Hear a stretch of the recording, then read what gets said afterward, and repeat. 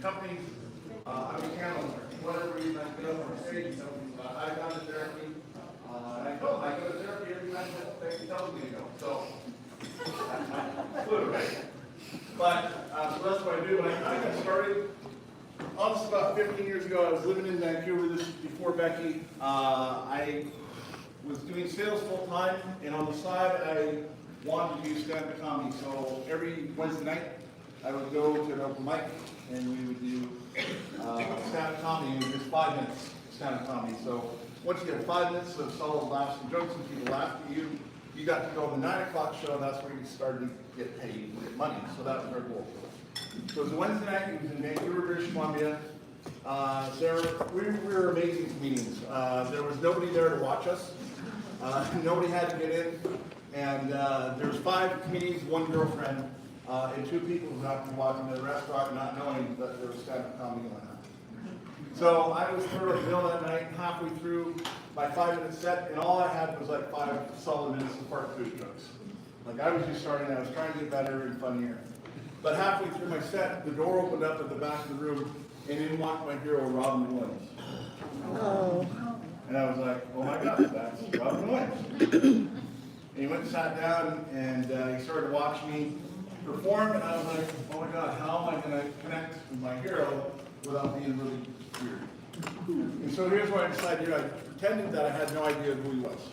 And if you ever get to meet a hero or somebody that you really admire, treat him like anybody else, and they'll absolutely love it. So I finished my jokes, and I walked up the stage, and I sat down beside him, and I said, hey, I'm Greg, who are you? He kind of looked at me, he's like, wow, John Goodman has no idea who I am. Right? I'm either skinny John Goodman or a fat Prince Harry. It's right, kind of right in between.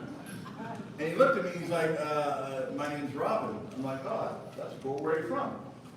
He looked at me, he's like, well, I'm from San Francisco, we're here working on a movie. I said, oh, you're in a movie. What do you do? Are you a caterer? Do you hold a microphone?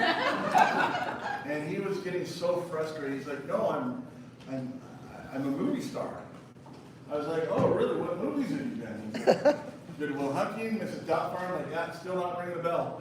I could tell he was getting frustrated. I said, well, what movie are we working on? He goes, we're filming a movie here in Vancouver called Night at the Museum with Ben Stiller. I'm like, oh my God, I love Ben Stiller. Can I meet Ben Stiller? At that point, he looked at me and goes, are you for real, man? I said, I'm absolutely joking. I'm a huge fan of yours. I want to be what you do someday. I want to understand comedy. He's like, well, good. I thought I was losing my mind. So we started having a conversation, and he was one of the nicest people I ever met. Just very engaging, asking a lot of questions. And then he shared 2 things with me that I'll never forget. Number 1, he said, Greg, you're funny. Keep doing what you're doing. Obviously, he was a better comedian than finding talent because I'm here for a late day. And he said the other thing is, he goes, Greg, always give people the opportunity to laugh and be happy. He said, from the stage, make people happy, you'll never know the difference you make. But trust me, you'll know, and once in a while you'll find out that you made a difference in somebody's life. So it's kind of where the word happy kind of started. So we finished watching the show, and afterwards, and then the 9 o'clock show was coming up. And so the gentleman running the comedy room came up to Robin Williams and said, hey, it's great to have you here. Would you mind doing 10 minutes of stand-up comedy tonight? And I looked at Robin, I'm like, do you have 10 minutes of stand-up comedy? Robin's like, Greg, I got this. So the show started, Robin Williams went up at 10 o'clock, and we finished at 12:30. Oh, wow. 2.5 hours. The place is now full. The bastards are charging $20 to get in. People are lined outside. It was a spectacular night. And then afterwards, he got on his bicycle and took off. 2 nights later, I was walking with another friend to another comedy show downtown Vancouver at the club. Ian and I both had 5-minute sets, and I had not told Ian the story from 2 nights before. So we're about 100 feet from the club, and Ian starts elbowing me in the ribs. I'm like, dude. I'm like, what? He goes, look, it's Robin Williams. So I looked up and I'm like, hey, Robin. And Robin's like, Greg, how's it going? And I'm not sure, but Ian may have had to change his underwear. It's like, oh my God, so here's the three of us. Again, this is Robin Williams, and then just little Greg and Ian. He's like, where are you guys going? And we said, well, we're going to do another show at the comedy club. He goes, do you think I can get on stage? And I said, well, as long as you don't do 2.5 hours, we'll go ask. So I went down and I asked the club owner, and I said, hey, I'm sorry to say this, I'll give up my spot, but I got a buddy from out of town, because he didn't want me to tell the club owner that I was Robin Williams.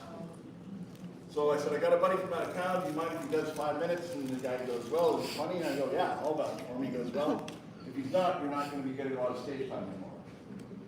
And I said, well, I guess I'm headlining next weekend. So I went back up and I told Robin Williams, I'm like, yeah, we got your spot. And we walked into the green room. Again, it's Robin Williams and just Ian and I. Walked into the green room, there's all these other comedians that Ian and I were trying to get to headline and make money. And Robin Williams walked in and said, hey everybody, it's Robin. Do you know my friends Ian and Greg? And that's the kind of guy he was. He was very, very humble, very kind, and very gracious. I've always remembered that. And every time I get up and talk to people, I tell that story. Because the lesson for us is always remember, everybody that we meet is fighting a battle that we know nothing about. Right? It could be finances, it could be relationships, it could be kids, or it could just be a bad day. But if you take time out and be kind to people, and I have to remember that, right? When I'm at Safeway trying to get groceries for barbecue, and Grandma's up front paying the change and a check, and whatever else she has, and I'm trying to get through the line. I have to remember, I don't know what is going on in these lives, and in Walla Walla, sometimes somebody will cut me off in traffic and just wave at me with just one finger. And I have to remember to be kind to those people. So fast forward 15, 20 years later, I now help people. How do we be happy? How do we have conversations about mental health? And it's rewarding. So thank you for the time for letting me share that, Mike. Are you ready, Galen? Are you done eating? I'm on my way. I'm done eating for right now, but I'll be done playing with this when I'm ready. Okay. So you'll let me know when you're ready? Yeah. Okay. You want me to do that? Are you ready now, or you want me to do that story? All right, here we go.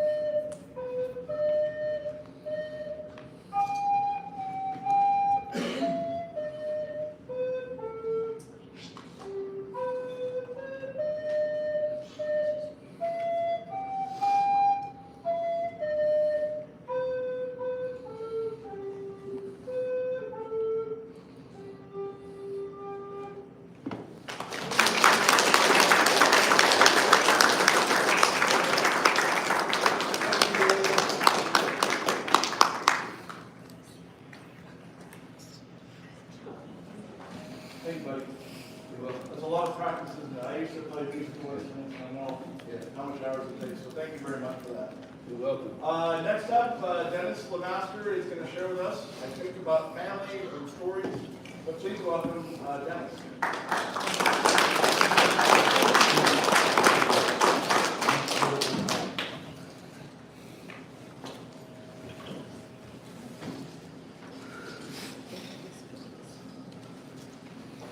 Well, I'm 87. I think I'm the oldest guy in the room. Is that right? Usually 80? Okay. It's not a good thing to be the oldest guy in the room. But anyhow, time goes on, and then these reunions have been going on for several years. The first one, as I remember, was in Monroe, Washington, about 42 years ago. And the representation from the Julia Schwartz family was very large. Martha came down from Canada, Jake Axe came, Hilda came up, and the Henry Schwartz family was well represented too. Gibbons nodded. It was a good time, wasn't it? Yeah.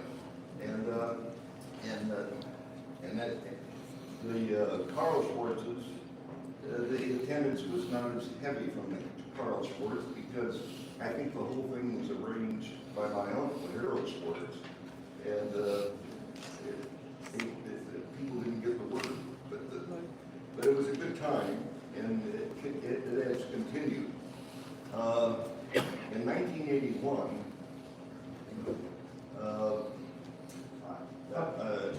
there was an article in Clues by Emma Schwabenland Haynes, and she took a paper that I wrote and developed it, and it appeared in Clues, and which was an organ of the American Historical Society of Germans from Russia.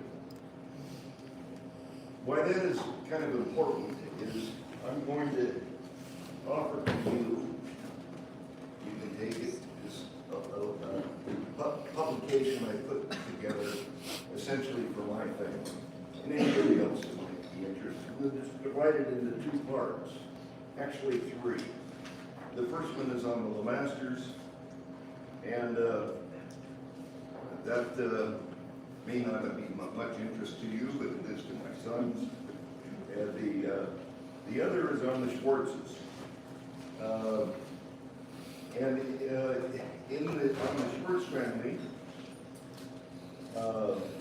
that article that Emma Schwabenland Haynes edited is contained in there, and I've updated and edited.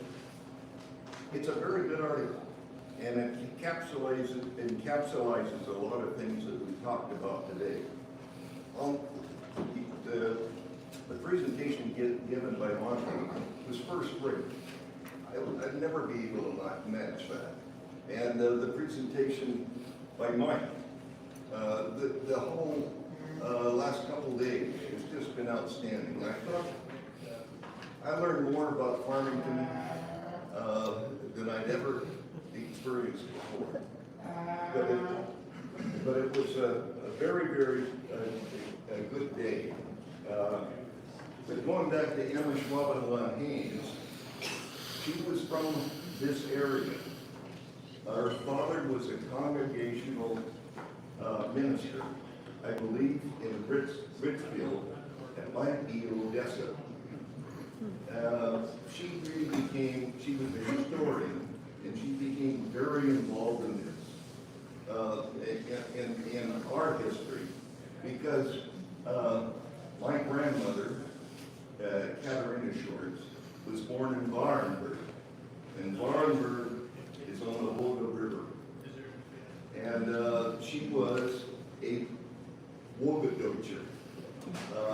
Monty talked about going to a speaker and asking her a question, and she said, are you a Wolgadeutscher, or are you Black Sea German, or a Schwarzmeerdeutsch? And my grandmother was a Wolgadeutscher, and the Knittles apparently were Schwarzmeerdeutsch. The Julius Schwartz were neither. The Julius Schwartz, I believe, lived up in the northeastern part of Poland and came down to Bohemia and then went to Steingut. And the reason why I say that is because that has been rumored and it was verified by Emma Schwabenland Haynes in a conversation she had with Breckles. The Breckles family was a family that took my grandmother and took her on as a maid servant.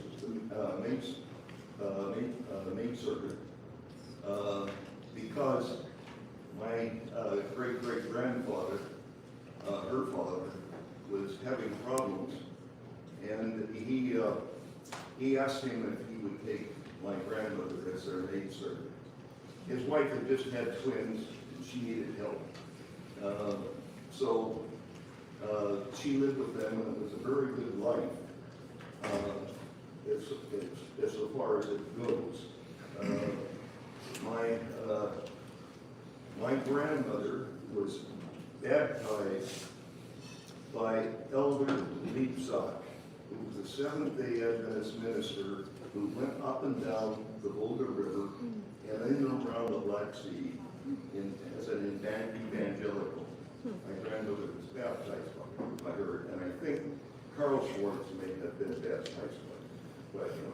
It is a possibility. He was quite well known.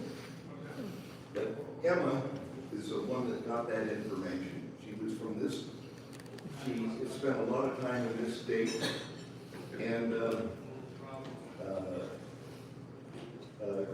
she got a doctorate, I forget the name of the university, but what made her unique is that she was the translator for the defense in the Nuremberg trials. And her husband was, he was kind of a gopher for the Nuremberg trial. In 1981, she came to Washington State University. I gave her this paper, and she took it on because my grandmother and her mother were born both in Gordonburg. I give you this because there's a lot of connections that go around. That's one of the marvelous things about doing these kinds of studies.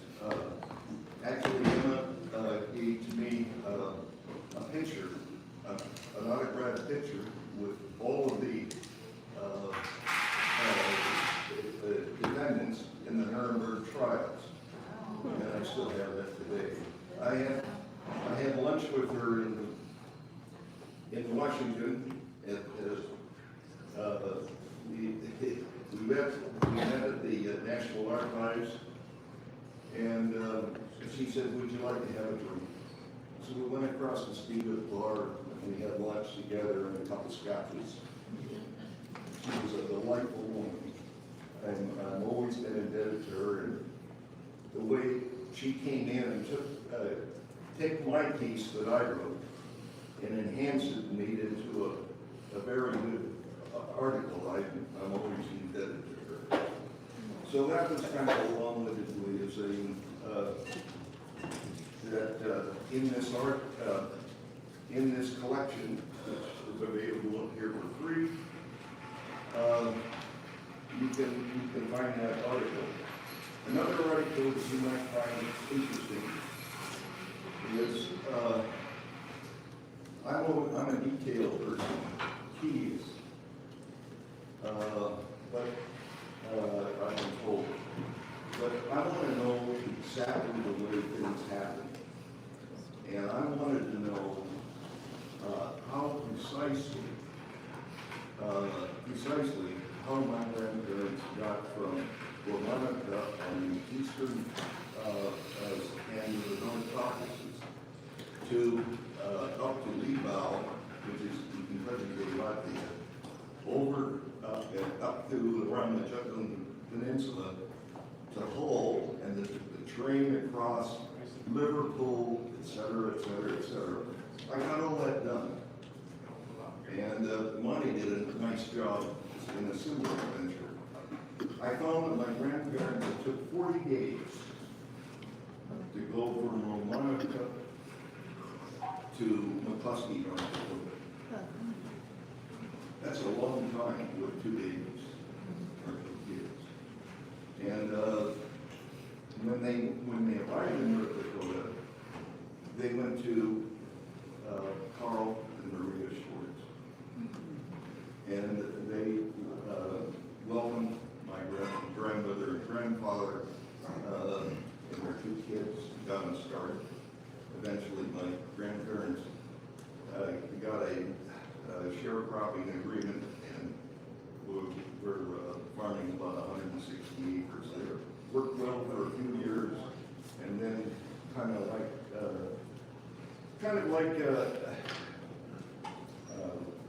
Ron Schultz was talking, a fire came, burned the house down, and my uncle Harold was in the house, and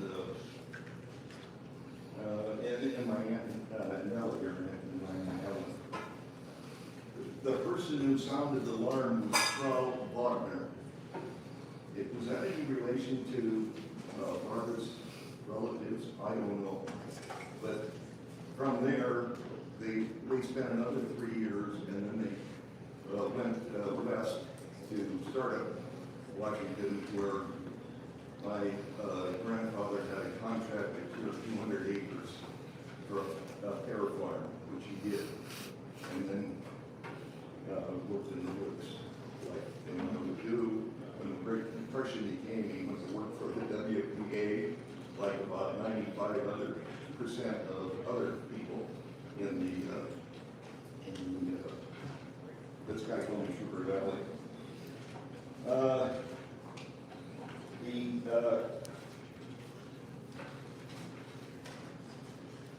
The other thing that I was going to mention is,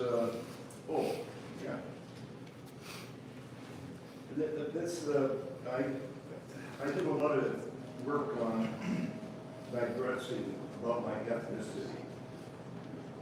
It was written in large part because my oldest son wanted to be 100% German. And I told him, this was at an early age, it was never going to happen. I said, your oldest, my mother, is 100% German. That makes me about 50. And you're 25. There's nothing you can do about it. And I also told him, I said, you should understand that Germans have had a lot of problems with ethnic purity. Those who want to talk about it probably have some genetic testing and closer to work free in European history. I actually know from my genetic testing, my maternal grandfather, Henry Schwartz, brother of Karl Schwartz. His ethnic origin had a significant percentage in northeastern Poland. And I guess there's you who are descendants from Karl have a similar situation. So there's probably some Slavic genes in your background. And actually, when it kind of leads me to another subject, my father has a large Celtic component. And I started investigating that and learning about the Celtic culture, in part because when we look at Ancestry.com and the genetic testing, they give your genetic origin, and they do it in terms of your political fit. They do it in terms of your political countries. So, for example, you're 15% Scottish, or you're 11% Welsh, or whatever.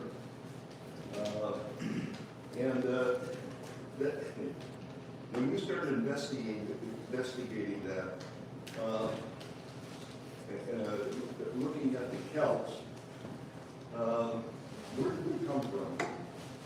They come from north of the Caspian Sea, and where did they settle? They settled in southern Germany and in eastern Australia. We know that. There's archaeological evidence for all that. And their culture flourished. And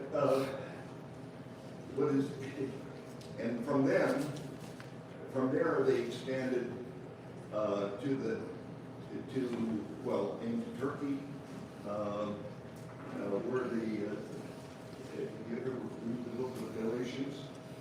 Those were Celts, the Galatians. They also settled in the northern part of Spain, and had a substantial culture there. They also settled in France, and they were called Gauls in France. The Julius Caesar started calling them Gauls, and then they went up into Great Britain, the island. Great Britain is an island, it's not a country. The United Kingdom takes in part, most of it, it takes in England and Wales and so forth, and part of Northern Ireland. And then they settled, they moved into Ireland and then up to Scotland. The reason I'm telling you this is how Europe is kind of a mishmash of tribes. Germanic tribes, Celtic tribes, Slavic tribes, etc. And when Ancestry.com says that you're 100% this or 15% that and so forth, you gotta be careful about that. Don't get too excited.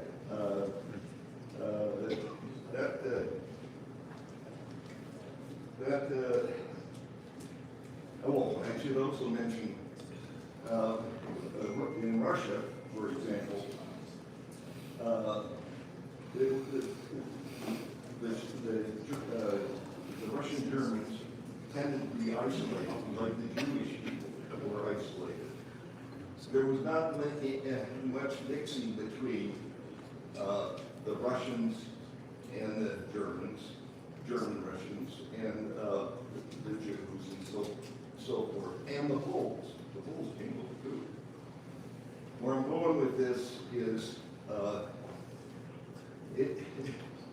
it's a wise man who knows his own father. You have to look at this ancestry in terms of the swings of history, and it's fortunate. I've learned a lot in doing this.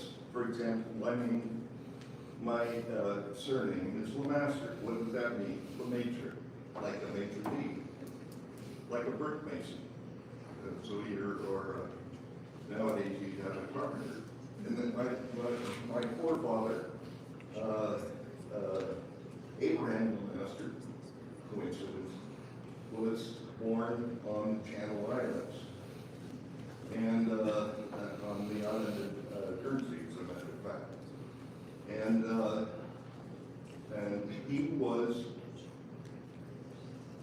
he spoke French, and I would say he probably had some French influence. Might have been also a Breton, and that is the Bretons were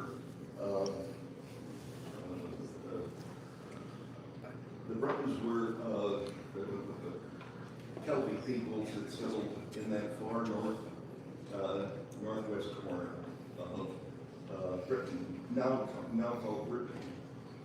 And so from there, he went to England and then went to the United States and settled there in the 1650s, close enough. So all I'm saying is we have to be careful when we think about who we are, and particularly in terms of today's current political events. Yes, I'm happy to be being of Russian German descent. I'm very happy about that. But for years I worked with UFRO, the International Union of Forestry Research Organizations. That's my background.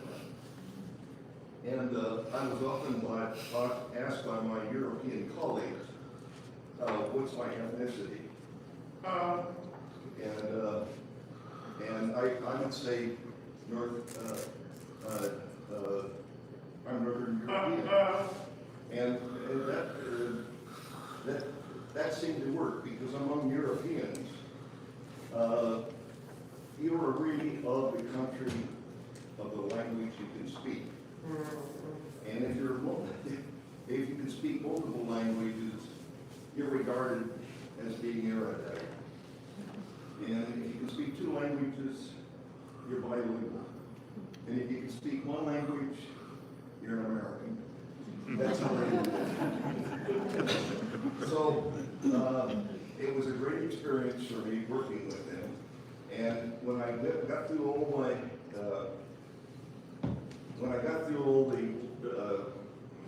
working with them through the day, and then understanding that my background, that I was Northern European, I have to say it was validated. It was validated when I had my genetic testing, my origin, and it stems essentially from the island of Ireland, all the way across into Poland and into northeastern Poland. So, and the tribes that were involved there were the Celtic, the German tribes, and the Baltic tribes. The point that I'm trying to make is that those origins seem to have a lot more influence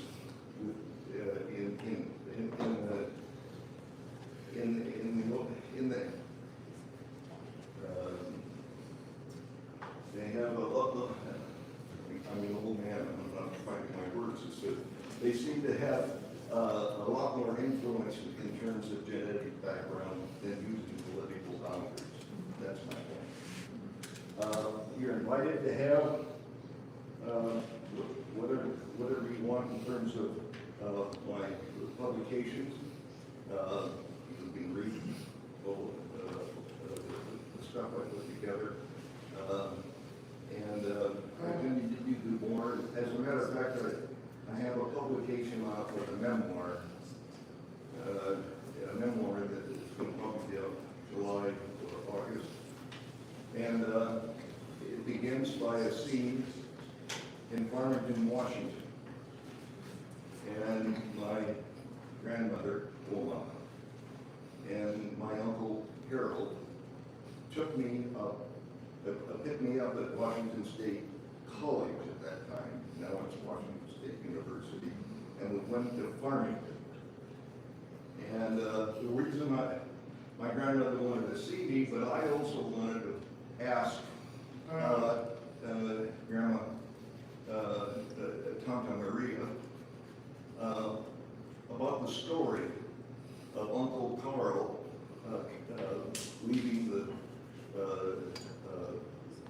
Russian Winter Palace with his people, and then staying in the barn, the Cossacks coming and gathering the hay, so forth, and where the troops had taken their refuge.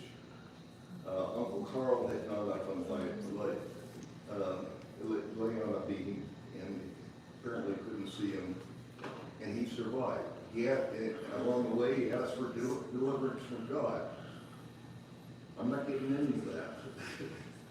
I just wanted to know what were the events there, and how did he get back, and so that's what I wanted to talk to her about. And I hesitate to do this, but I'll be very brief.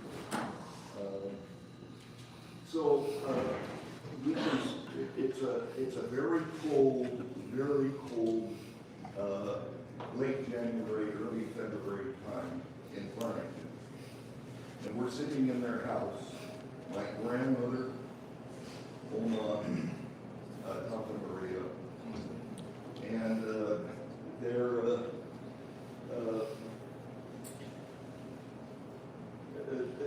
the conversation is going on, and we're doing small talk, and I'm hesitant about all this because You know, my German isn't that good.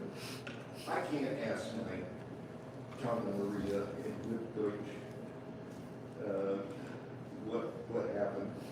So my grandmother said to Maria in German, Denny wants to know why the Cossacks were chasing Uncle Carl and killing his men. There was no nuance on the part of my grandmother. The question was blunt and to the point. And I was grateful Grandma had asked it because I couldn't have said. Maria studied her crocheting for a moment. They were, as they taught her, they're knitting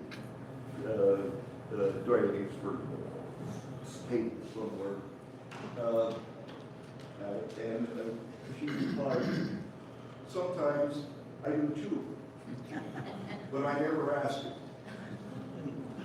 Knowing too much could be a problem in Russia. He would have told me if he thought knowing would be to my benefit. I was just glad he came home when he did. Should we have some tea? That was the end of the conversation. I knew that was as far as we needed to go. Thank you for your attention. It's been a pleasure being here.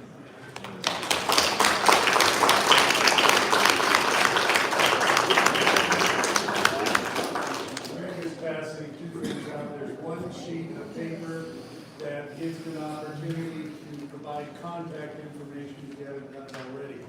And you can just put that information on there and we'll use it appropriately. Secondly, there is a half sheet that says, my story about my family, and an opportunity for you to write something. Now, a lot of you don't write anymore. You just speak into the machine and it does all the, prints it out for you, and that's fine too. We wanted to give you an opportunity to do that, whether you do it tonight or some other time, and we can share it. A little bit later, Katie is going to talk about some digitizing and other information. Just to tag on to that, Dennis, talking about it's dangerous. I remember as a small child, and I think I was the only one in the house that was a grandchild. My mom was there, probably Aunt Rachel, Grandma Maria, obviously, Grandpa had passed away. And they had received a letter from Europe. I'm assuming it was from Russia. I'm assuming it's from Russia. And no one ever talks about this, but I remember being there, and there was a conversation that went like this. Should we open this? Is it possible? I would say KGB. I don't remember what they said, but obviously they were concerned that the KGB was still after Carl. And, as a little kid, I'm going, what is this about? Why would they care? I mean, we obviously knew nothing about the story until many, many years later.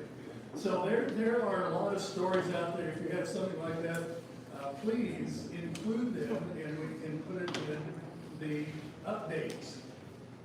Katie also brought along how many copies? 6 copies of the original, I'm going to use the word scrapbook, and updates. Yes. And she says those are available. And you can talk later about how you want them made available. But in any event, and then following any other stories anyone wants to share, Monty is going to have a conversation about where we go from here. Okay. Okay? All right. Thank you.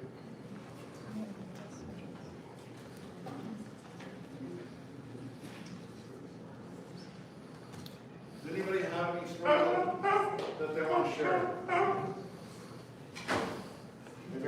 Maybe you can hear me. Does anybody have any stories that they would like to share? I can't be the only one. I'm the black sheep of this family. Oh, in the back. I Yes, would please. like to add to what Mike said about the letters. I remember through this coming and sitting in our kitchen with our dad with the letters from Russia. Oh, really? And there they were talking about the fact that the Russians were under us. Yep. And I don't know how old I was. Yeah. We were in the new house. Full-blown communism at the time, obviously. Yeah, and they've been in Mexico already, wreaking havoc and assassination. Yeah. And it came from the letter had a black edge over them. Oh. That was, the significance there that it wasn't good that somebody died. Whoa, okay. All right. Anybody else want to share? Before we start calling names? Mike, do you have something you want to share? Oh, I've shared enough. All right.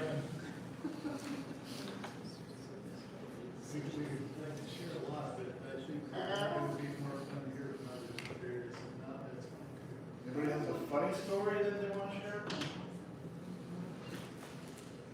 I'll share one really quick, where we talked about it. When I was growing up on our farm, it was a dairy, right?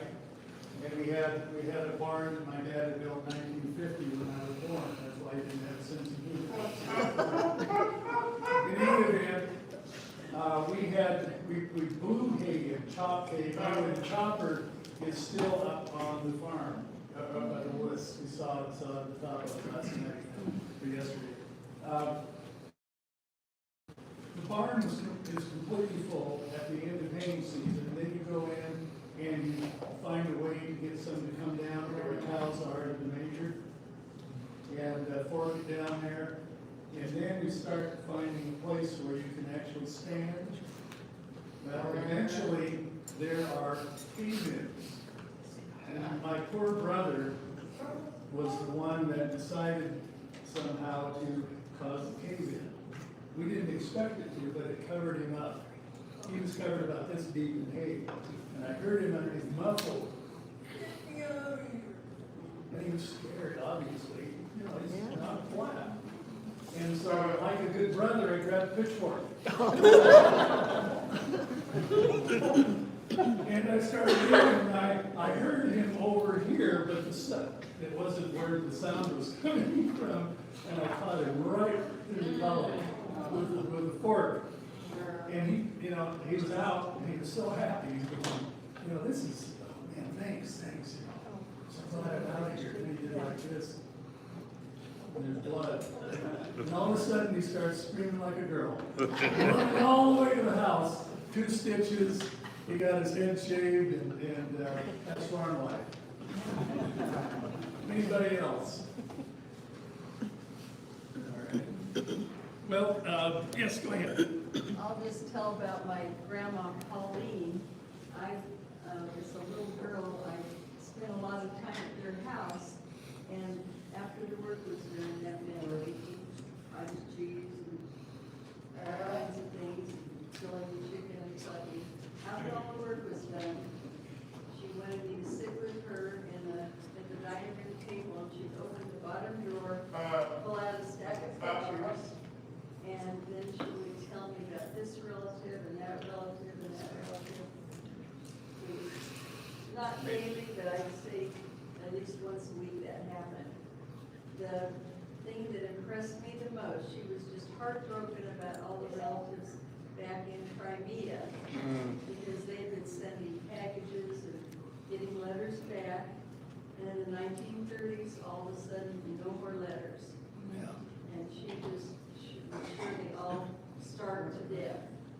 And then when the relatives got discovered after Perestroika, I just thought it's just too bad she's not alive. She would be so thrilled to know, someone made it out to Germany. Thank you. Did I see another hand back there?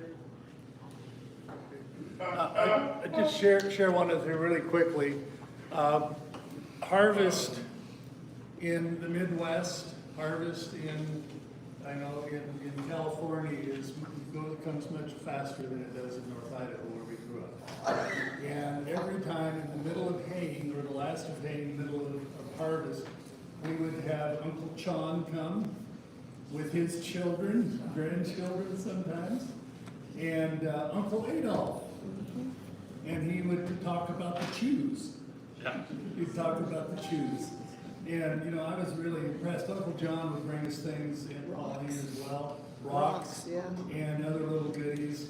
And we knew that they were very sophisticated cousins in California. In fact, when I first got acquainted with Marlon, I said, man, I know my place, you guys were it. And he said, well, you don't understand.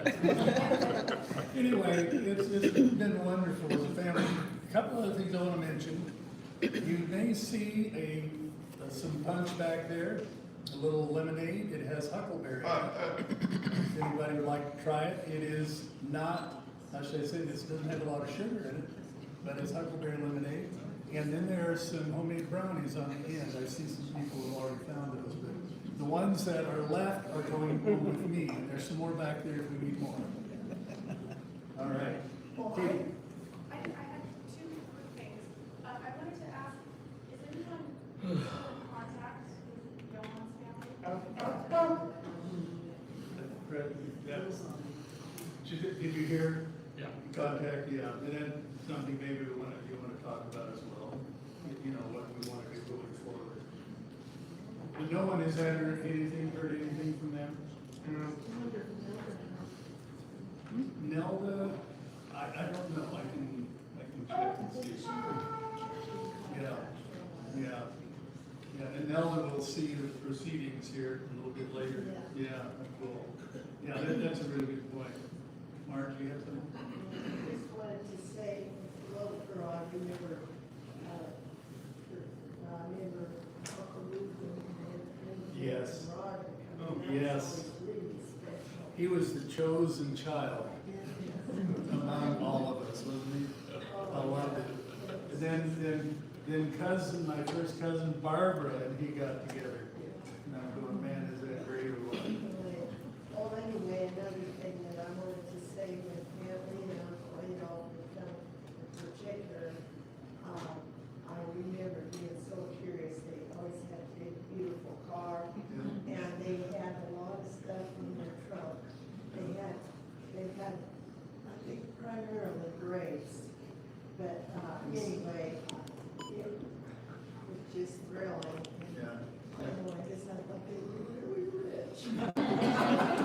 So she'd always bring her canned olives that Oh, I yeah. absolutely love. I was going to talk about that for just a moment after Mark said canned olives. We had these canned olives from Central California, and they were in this wonderful jar. My mom never pranked us, except this one time. It was a hot day. She said, "Here, have some root beer." Obviously, just coming in, it was nice and cold. Oh my, salt. Oh, Brian, it was just terrific. And she had a wonderful laugh, and we're looking at her like, you evil person. Not really, my mom loved this, obviously, anyway, but the one time that she decided to get a little joke for us. Okay, yes, I was at Grandma Pauline's and Grandpa, and we were eating, and Grandpa was at the foot of the table, and I was right beside him. And we were eating some kind of spaghetti type stuff, and there was a little piece of meat on the table by mine, and Grandpa had there's a fly been buzzing around, so he hits that meat, and it bounced over like that, and he hit it again, and now let's see you get away. That's a fly. oh my. Mike, Yes.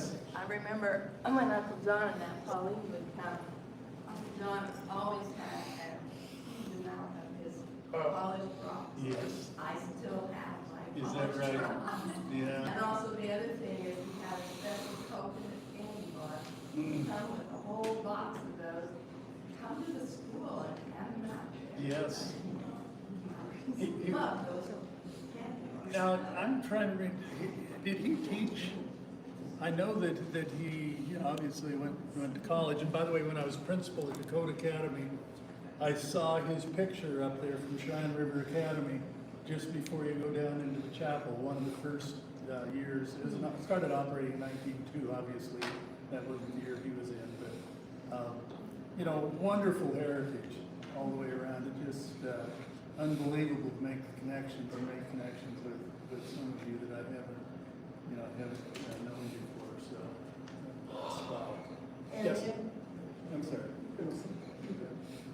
And in adult learning, I remember, I think they moved and they had root beer system where you Yep. could bake it and we used to. And put it under the bed to let it cure or whatever. Yeah, proof up maybe. Okay, go ahead.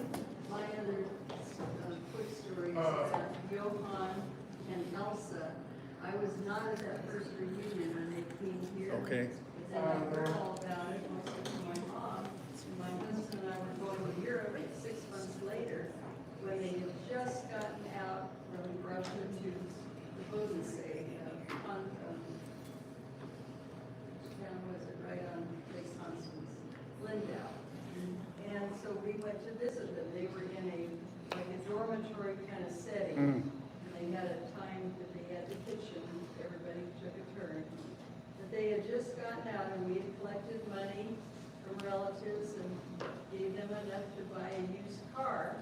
They were thrilled about that. But the story I want to tell is that evening, Elsa's meal included some little beef patties, not exactly flat, not exactly round.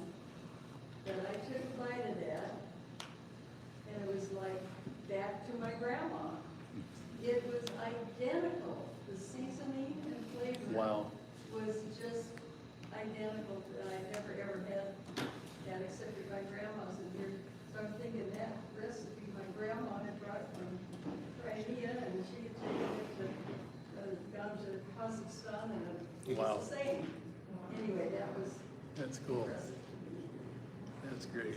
Yes. Yeah, I used to have a story, for those of us who are the California side of things. We were very isolated in California. Sure. And with our life there, and so I think I was the first one to maybe take a job into the Pacific Northwest. Oh, really? And I went to work for Auburn Academy, and I get a knock on the door one day, and it's Marcia. And just literally, like, walks right in my living room, and sits down before and crosses her legs, and asks how I'm doing, and it was like, we had known each other forever, and to my knowledge, I was the first person I met. Oh, really? She was so friendly, and then, later on after that, we were married and went to teach at Walla College, and, Harold Schultz talks about Harold was very active, helping alumni there.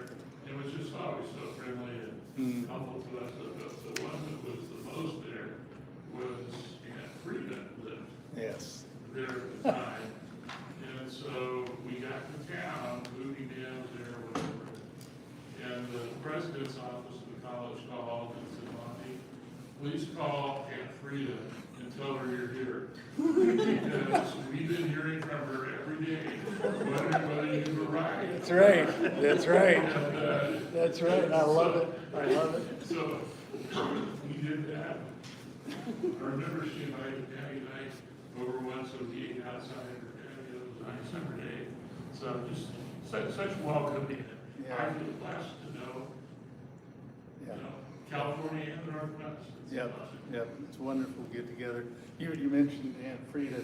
When Carol and I were first married, she would call us most mornings when we were getting ready to go to her classes at Walla Walla. And sometimes the phone would be set down, other times one person would listen while the other one was getting ready. But, after the next year, Carol and I went to Alaska as student missionaries for a year up in the Arctic, and she didn't call up there. When we came back, I think she called once in a while, but it wasn't like when we were first married. We knew that we had family close by. Well, anyone else?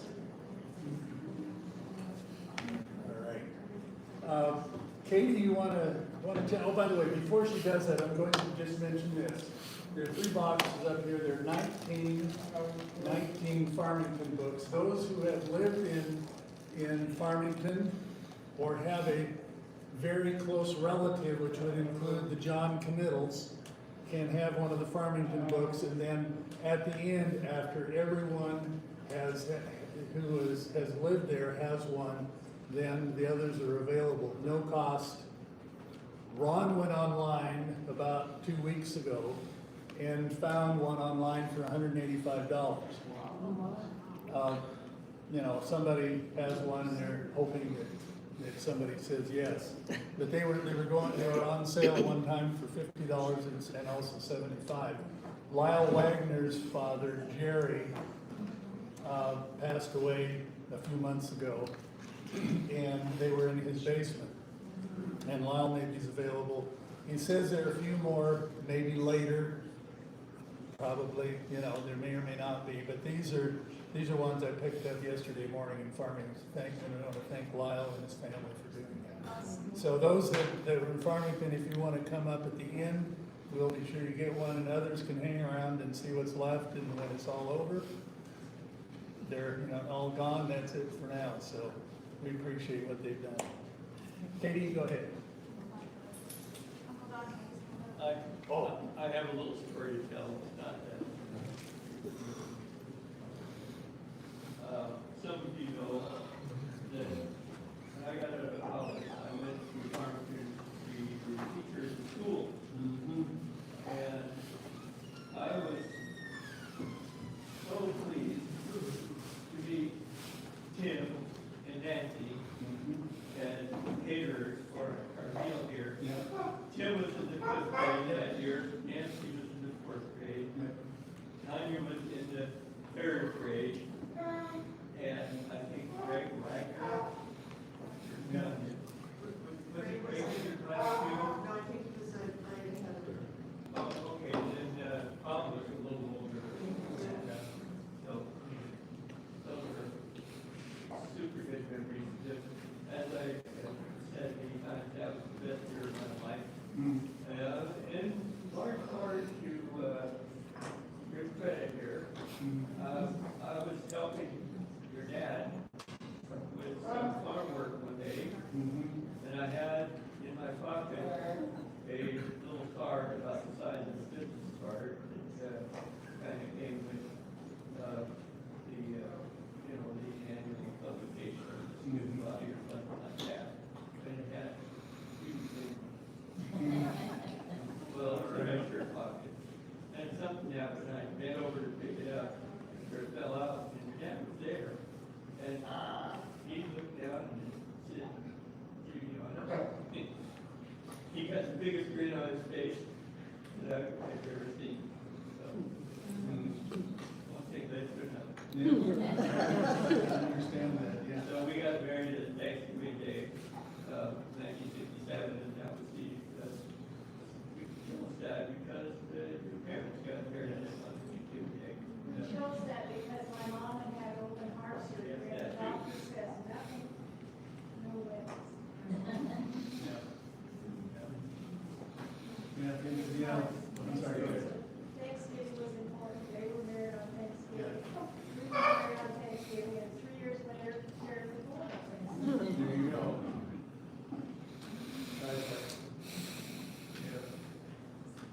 Okay, we don't want to miss anybody, but Katie, if you're ready to. I would start with my favorite story from the Schwartz book, which is short, not my memory, honestly, but it was something that I think Rachel, I don't know, honestly, but this is the story of when Isaac was 10 and Rachel was 8 and Rita was 4, the entire rest of the family on Christmas Day went to the wedding and left these 3 at home. So Emma was a tiny baby, so she got to go to the wedding. But the 3 of them were left at home for Christmas, and they decided that they needed to have a celebration. So Isaac went out and got a goose out of the frozen barrel outside, and Rachel cooked them a goose. On Christmas at 8 years old. I have children who at one time were 8 years old. And so this story is astonishing for all kinds of reasons. They haven't cooked the goose yet, though. Anyway, so I have been working with the Schwartz book content for a couple of years, and it's all digitized.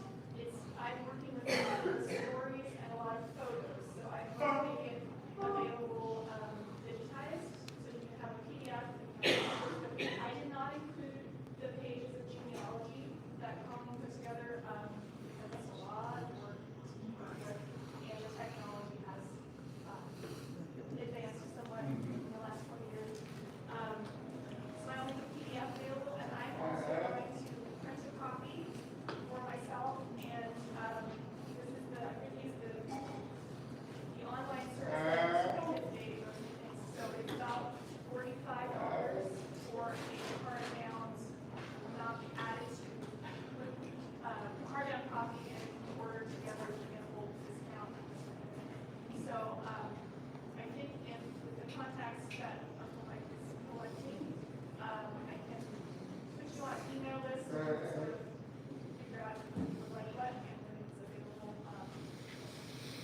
have access to a scanner with the PDF result scanner. And it has a nice document here, it's pretty fast. Would you like me to make PDFs of those, like things? I do have them, I just didn't pull the contents over. So I have scans, I have the entire book, so there was the first book in 1992, and then there were 6 updates that Colleen prepared and they sent out. And it was very fun looking through this, because this was all when I was a kid, so I wasn't really aware of this was happening. But it's clip out this strip of paper and shape it over this old information, which was delightful. So there's 6 updates, there's a full notebook, and there's 6 updates. So I've gone through and done that digitally as well. So if you would like if you would like a digital copy of Colleen's book as it was provided with the updates, that is available. And then I also have the version which is organized differently and has some color. So what's your plan in distributing those 6 copies? Oh, 6 copies. Do you have an idea? Oh, you No, I'm just saying here. I have 6 copies. I have my own copy at home, so if anybody would, we should probably go by seniority, so.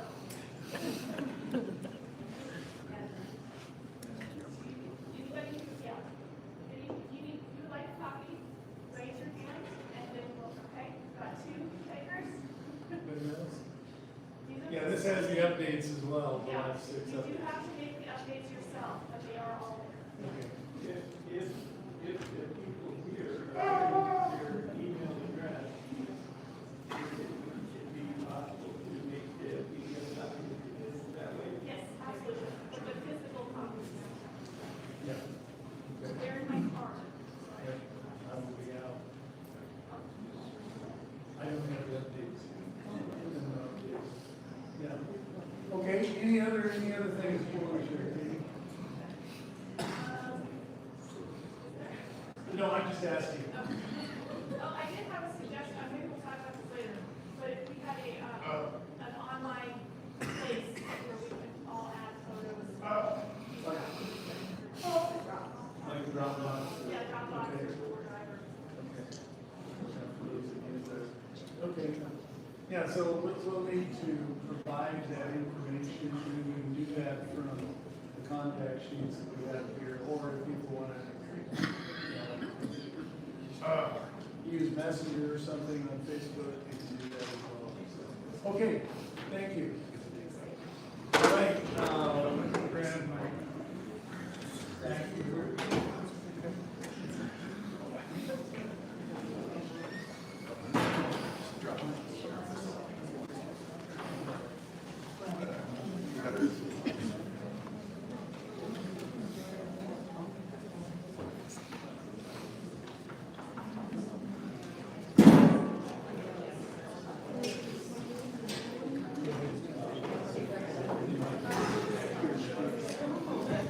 Okay, well, let's just talk a little bit, we want to talk about going to the future a little bit, what we do. Before we do that, my wife Annie was just saying that she brought 2, you get 2 of her books with you, and there you are. If you want one of those, reach out to her, otherwise go buy it on Amazon. Just make us rich, you know. Not as a Catholic. So the first premieres for the Reese's Academy is that story of the book. Okay, so first of all, I just want to say how much I appreciate all of you coming here, being here. You know, I love our extended big great family. And when you tell people you're coming to something like this, they're just in awe of what we have here. And I'm amazed that there's some of our clan that, haven't felt the value of this to them. I hope at some point they will. But that brings the question with what do we do in the future? We were doing these kind of every other year. There's been, there's definitely been some generations of folks that were here regulars that aren't anymore.